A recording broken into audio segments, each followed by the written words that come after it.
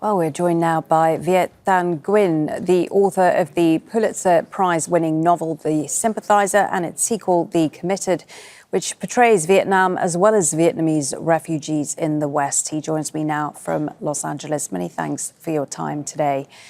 You were 4 years old, I believe, when Saigon fell, and your family fled by boat, ending up, I believe, in a refugee camp in Pennsylvania in the United States. I wonder if you could start by sharing what you remember of that experience. Well, I was 4 years old. First of all, thanks for having me. But I was 4 years old, so I don't really remember anything until I actually got to the refugee camp in Harrisburg, Pennsylvania. 130,000 Vietnamese refugees fled in April of 1975 and ended up in one of 4 camps in the United States. And in order to leave those camps, you had to have an American sponsor you. There wasn't an American willing to sponsor all 4 of us. So my first memories are being separated from my parents and being sponsored by myself to an American family that was kind enough to have me, but they were also complete strangers to me. So that is where my memory begins, howling and screaming as I'm taken from my parents. Just one small anecdote to talk about how the refugee experience was traumatic for so many different kinds of people. Today, you are obviously an American, a Vietnamese-American. What does that term mean to you? I imagine it's quite complicated. Well, it is quite complicated because to be a Vietnamese American means that there's been a certain amount of integration and assimilation for so many of us here in the United States. And yet to be a Vietnamese American is also to be reminded by the very term that we wouldn't have been here if it wasn't for colonialism, war, and the refugee experience for so many of us. And I think it's important to keep that contradiction in mind, that there's these American possibilities, but also the fact that the United States intervened in Vietnam, Cambodia, Laos, and so many other countries is one reason why there are so many refugee and immigrant populations in the United States. And in the years after that, it has continued to intervene. We've seen the US engage in other wars like Iraq, Afghanistan, where, like with Vietnam, Washington has proved very effective at launching an intervention or invasion, but then come unstuck when trying to win the war. Where is America going wrong, do you think?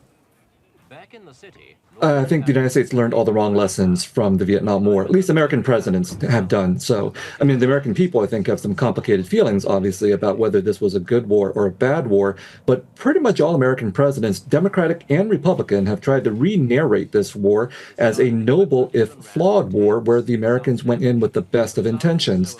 And the lesson to be taken away from that is not that we should not, as Americans, get further involved in other wars, but that we should fight these wars better. And that's always been the hubris that has brought the United States to places like Iraq and Afghanistan. After Operation Desert Storm in 1991, President George H.W. Bush said, "By God, we've kicked the Vietnam syndrome." And that pretty much typifies what American presidents wanted to believe, that this so-called syndrome could be defeated and that the United States could reestablish its global hegemony unimpeded. And I think history has proven that wrong. Unfortunately, I don't think the current administration has learned that lesson either.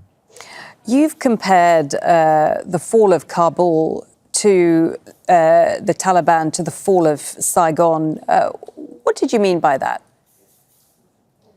These are very different falls, whether we're talking about Saigon or Kabul. But I think what I was responding to were the images that here at this moment, terrible wars have been fought in these 2 countries, wars that had been at least partly instigated and sponsored by the United States, dictated by the United States. You could compare the Afghan military and the South Vietnamese military as being militaries that were equipped by the United States, trained by the United States, given military strategies by the United States, and in places where in both Vietnam and Afghanistan, the United States really did not know what it was doing and who it was getting involved with.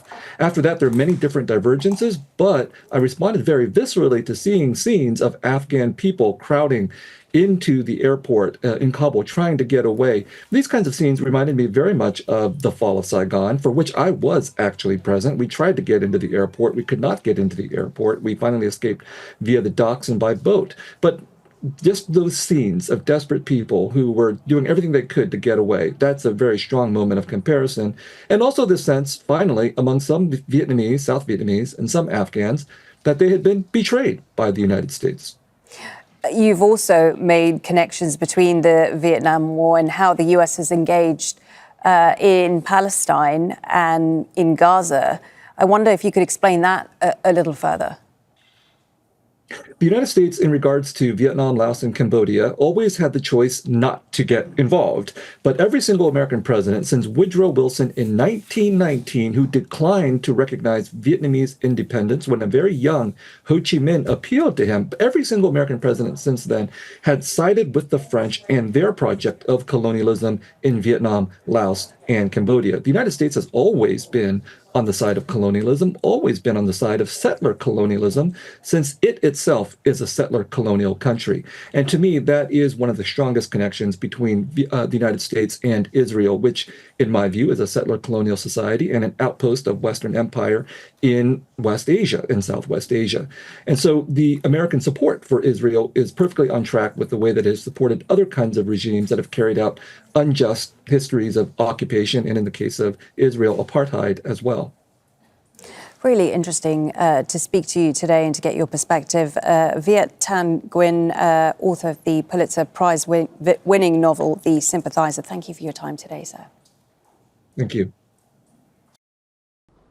Make sure to subscribe to our channel to get the latest news from Al Jazeera.